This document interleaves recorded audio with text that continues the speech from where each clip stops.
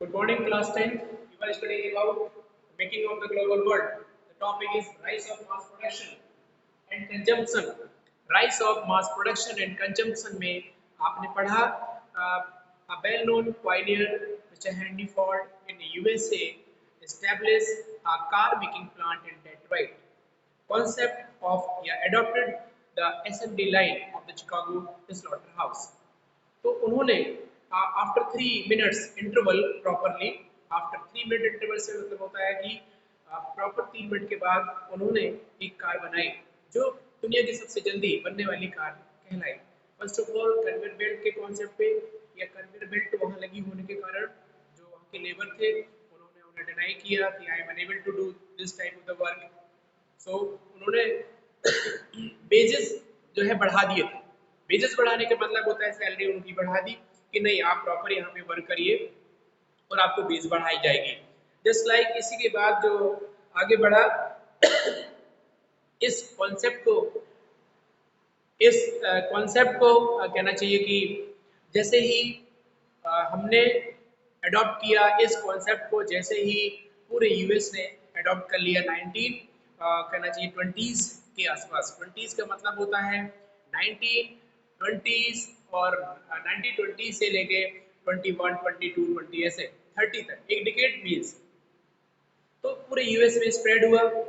After this यह व्यवस्था पूरे यूरोप में भी लागू हो गई। यूरोप का मतलब होता है पूरे यूरोप में ये व्यवस्था लागू हो गई थी। ओवरऑल कहने का मतलब मेरा यही है कि इतना अच्छा कॉन्सेप्ट मिस्टर हेनरी फोर्ड का था जिन्होंने 3 मिनट के बाद एक कार मैन्युफैक्चर करी। दिस इज फर्स्ट जो है making car in the world. It is the T model car by the Henry Ford. आज पूरी दुनिया में फोर्ड मोटर्स फोर्ड कार्स के माध्यम से पूरी दुनिया में वो अपनी कार को सप्लाई कर रहे हैं। तो कहीं ना कहीं ये देखो बेटा, कोई चीज़ ये नहीं होती कि ऑटोमेटिक आदमी डायरेक्ट डेवलप्ड करे, उसको एक प्रॉपरली शुरुआत करनी पड़ती है। देखिए concept of the slaughter house, भाई वो घूम जा रहे होंगे वहाँ देखा उन्होंने कि स्लॉटर हाउस में कन्वेयर बेल्ट है और कन्वेयर बेल्ट में ये मशीन पुर्जे डायरेक्टली वहाँ पहुँच जाते हैं। तो हम क्यों ना अपने नए कारखाने में न्यू कारखाना कहना चाहिए कि न्यू जो हमारी मैन्युफैक्चरिंग कार है इंडस्ट्री हम लगाए डेट्रॉइट में, उसमें हम ये मशीन लगा दें, ये कन्वेयर बेल्ट लगा दें। तो वो सफल भी हुए और उन्होंने प्रॉपर इस पे कॉन्सेप्ट पे काम किया। इसके बाद कार प्रोडक्शन हमने बता ही दिया था कि 1919 से 2 मिलियन से बढ़कर 5 मिलियन हो गया 1929 के 1929 तक। ओवरऑल 10 साल में बहुत बड़े स्तर पे लगभग डबल हो गया। तो एक प्रोडक्शन बहुत बड़े स्तर पे उनका हो रहा था। अब riches of the US in the year 1923 became possible due to export the capital rest of the world। 1923 से ही सुनिए ध्यान से यूएस की इकोनॉमी में उछाल आ गया। यूएस की इकोनॉमी में बूम आ गया, चार चांद लगा दिए मिस्टर हेनरी फोर्ड ने। हेनरी फोर्ड की कार ने जो है चार चांद लगा दिए और पता है बहुत बड़े स्तर पे पूरे जो है वो अपनी कैपिटल को भी यहाँ से वहाँ भेजने लगे थे। एक ओवरऑल कहने का मतलब है कि पहले उन्होंने क्या किया, वहीं यूएस ने अपनी कंपनी बनाई, छोटी सी जो है कारखाना कार मैन्युफैक्चरिंग का बनाया और अगले बंदे को इतना कॉन्सेप्ट उनका बिल्कुल क्लियर था कि उन्होंने इसके बाद पूरी यूएस के बाद यूरोप में फैल गया और ओवरऑल खुद के कंपनियां वो कह रहे हैं कि 1930 में अमेरिकी देशों ने क्या कर लिया, दूसरे देशों में अपनी कैपिटल ट्रांसफर करना शुरू कर दी, यानी कि मूवमेंट ऑफ द कैपिटल शुरू किया क्योंकि अपने इन्वेस्टमेंट शुरू किए by the multinational corporation. Multinational corporation head कहना have a lead role in a globalization. जो मल्टीनेशनल कारपोरेशन है एक बहुत बड़े स्तर पे यह कहना चाहिए कि मैन्युफैक्चरिंग में और ग्लोबलाइजेशन बहुत बड़ा इनका योगदान होता है। तो माय डियर गाइस, कभी भी जिंदगी में एक ऐसी करंट सिचुएशन आती है, आप एक बहुत बड़े इंडस्ट्रियलिस्ट हो जाते हैं कल की तारीख में, तो एक बहुत बड़ी खुशी की बात, लेकिन आपको एक स्टार्टिंग करनी होगी। आप एकदम डायरेक्टली कहें कि हम एकदम बूम करें तो नहीं, छोटे से छोटे कॉन्सेप्ट को समझना होगा, छोटे से छोटे मैन्युफैक्चरिंग कॉन्सेप्ट को समझना होगा। आपको पता है डेफिनेटली आपको पता है कि I will send the video, no need of the message. Okay, हमने ये कहा कि अगर आप किसी भी कॉन्सेप्ट को समझ रहे हैं, मेरे सपोज दैट देखिए इंडिया है या दुनिया में है, बेटा आप लोग पढ़ लिख रहे हो, आगे चलकर आप एक अच्छी नौकरी में जाएंगे, अच्छे ट्रेड में जाएंगे, अच्छे मैन्युफैक्चरिंग में जाएंगे, एक ट्रेजरी सेक्टर में जाएंगे। ओवरऑल ये कोई नहीं कहेगा कि आप प्राइमरी प्राइमरी भी बुरा नहीं है, आप टेक्निक लगा कर एक अच्छे कॉन्सेप्ट के माध्यम से आप अच्छा प्राइमरी प्रोडक्शन कर सकते हैं। ओवरऑल आपके पास थोड़ा सा दिमाग होना चाहिए। तो सभी सभी मेरे भाई देखो, हमने कहा था डेवलपमेंट के चैप्टर में, आपने सुना होगा कि गेहूं बेचने वाला 8 रुपए किलो बेच देता है, और ऑयल जो सरसों वाला है वो 10, 15, 20 रुपए बेच देता है, लेकिन जो बिस्किट वाला है वो 60 रुपए के पैकेट बेचता है। तो डेफिनेटली किसको फायदा हुआ? यहाँ सबसे ज्यादा फायदा होता है मैन्युफैक्चरिंग, ट्रांसपोर्टेशन, ट्रेजरी सेक्टर। तो हम क्यों ना अब डायरेक्ट प्रोडक्ट ना बेचकर हम मैन्युफैक्चरिंग करें। ओवरऑल ब्रिटेन ने भी है, ब्रिटेन ने जब हम पर टैक्स इंपोर्ट, अभी हम पढ़ाएंगे आगे बेटा, उसने कॉटन के जिसमें कंप्लीट क्लॉथ पे टैक्सेस बढ़ा दिए थे। तो हमने कहा किया कि टैक्सेस बढ़ा दिए तो हमने वहां जाना बंद कर दिया, लेकिन हमने रॉ मटेरियल बेचा। तो रॉ मटेरियल से बेस्ट होता है कंप्लीट प्रोडक्ट। आप जानते ही हैं कि हम अगर वैसी चाय देंगे आदमी को, या वैसे कोई मान लो कि गेहूं बेचेंगे तो वो सस्ता जाएगा, जब हम किसी प्रकार की मैन्युफैक्चरिंग करेंगे तो वो महंगा जाएगा। तो डेफिनेटली हर एक कॉन्सेप्ट को बहुत ध्यान से सुनिए। आप में वो दम है, आप में वो रियलिटी है, आप में वो चीज है, कॉन्सेप्ट है कि आप वो चीज कर सकते हैं, क्योंकि आने वाला समय माय डियर स्टूडेंट्स आपका ही है, क्योंकि आपको आपके हाथों में देश होगा। कई बार ये चीज लोग बताते हैं कि भाई युवा ही तो देश का वो होता है ना, खेवनहारा, आप इसको आगे ले जाएंगे। इसके बाद 1929 world would be blocked the depression such as hard ever the experience before.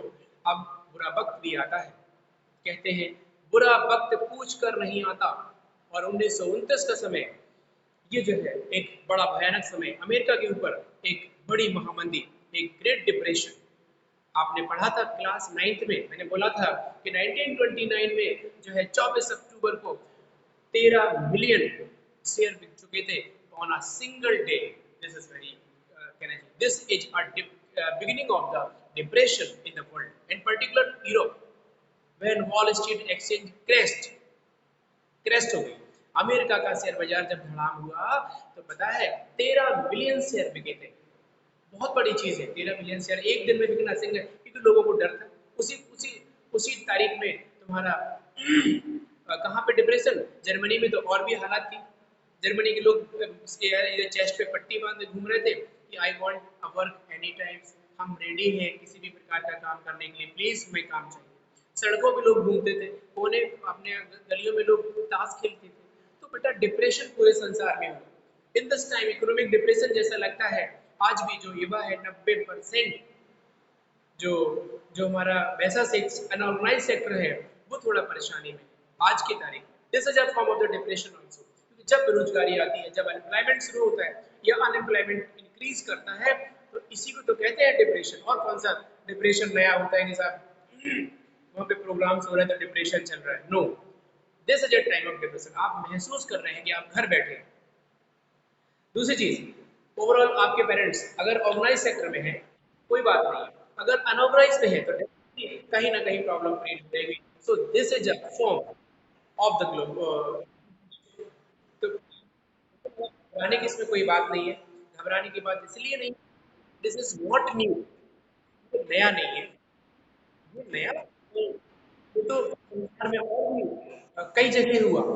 Overall बहुत जगह संसार में हुआ, जर्मन में हुआ, यूएस में हुआ, और दुनिया के यूरोपीय पूरा देश, यूरोपीय कॉन्टिनेंट तो पूरा ग्लोबलाइजेशन के पहले पूरी स्थिति में था, भीड़ बढ़ रही थी।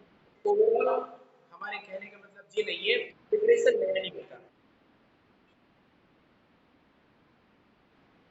ये चिल्ला कौन रहा है? आई विल सेंड द वीडियो, कोई इशू नहीं है, पहली बार बैठे हो क्लास में। अब अगला क्वेश्चन है ग्रेट डिप्रेशन। तो ग्रेट डिप्रेशन की शुरुआत ये ग्रेट डिप्रेशन देखिए 1929 से शुरू हो गया था।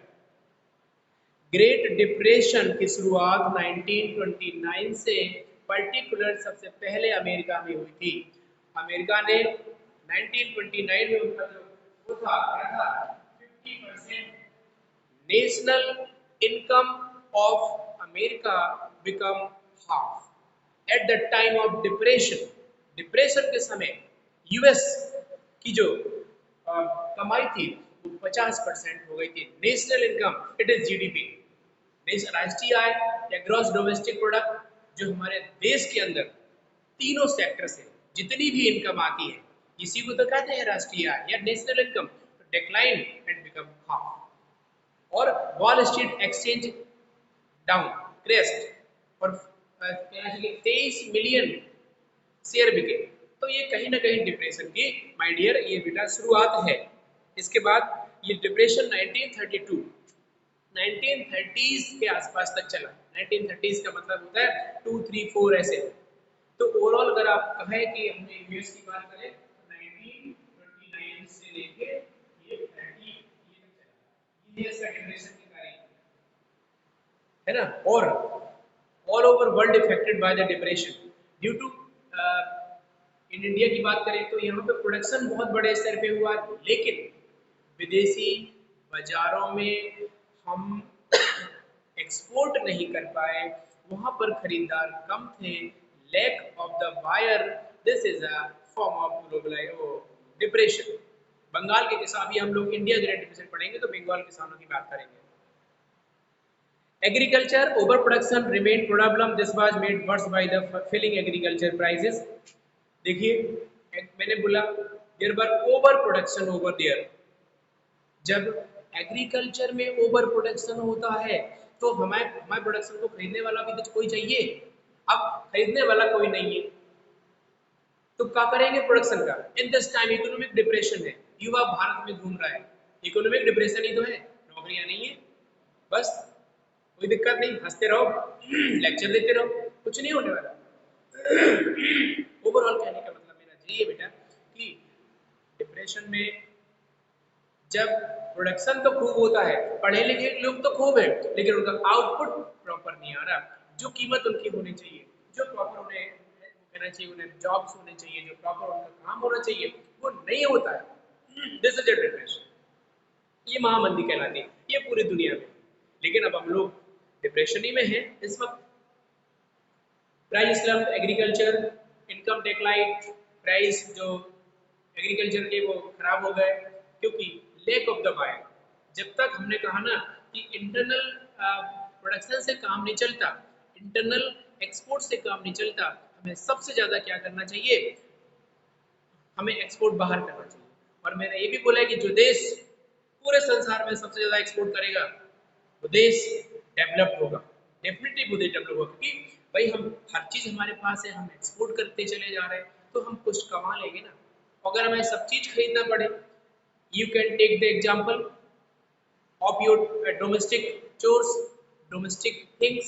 अगर आपके पास दाल, आप कृषि से बिलोंग करते हैं, पल्सेस, व्हीट, राइसेस एंड मेनी और थिंग्स, आपकी ऑयल्स अवेलेबल घर में है तो वो पैसा आपका बचता है। आपको हर चीज इंपोर्ट नहीं करनी पड़ती है, इंपोर्ट सिलेक्टेड चीज करते हैं आप। अगर आपको सभी इंपोर्ट करना पड़े तो डेफिनेटली स्थिति खराब हो जाती है।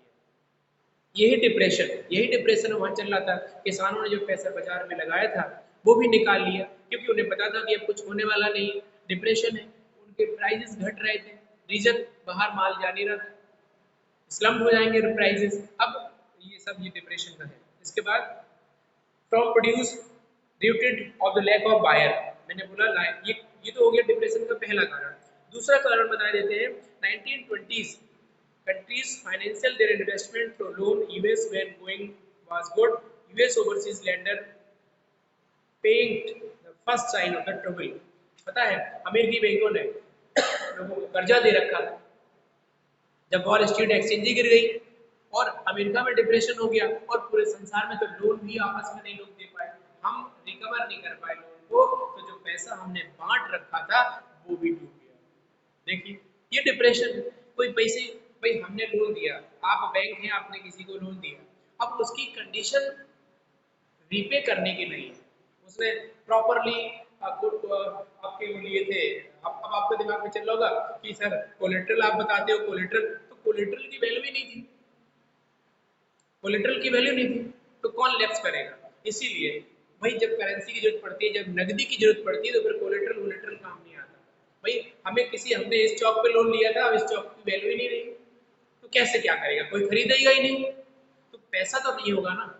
तो ओवरऑल कहने का मतलब यही है कि ये डिप्रेशन का समय चल रहा था। इसके बाद first half of 1920 US overseas amounted over 5 कहना चाहिए कि 1 million US loan now faced the acute crisis. एक जो है बिलियन की बात कर रहे हैं, मिलियन नहीं, $1 बिलियन अमेरिकी लोन फंस गया था, अमेरिकी लोन फंस गया, बैंक कोलैप्स हो गई, बंद होने लगी, कंपनीज बंद होने लगी, तो ये डिप्रेशन का समय माय डियर कहा जाएगा। इसके बाद USA began to take some drastic measures such as Europe, it led the failure of the some major banks, collapse currencies such as British pound sterling, और ब्रिटिश में भी क्योंकि पूरी दुनिया ग्रेट डिप्रेशन का शिकार थी, तो ये जो है ग्रेट डिप्रेशन एक बहुत अच्छा टॉपिक है।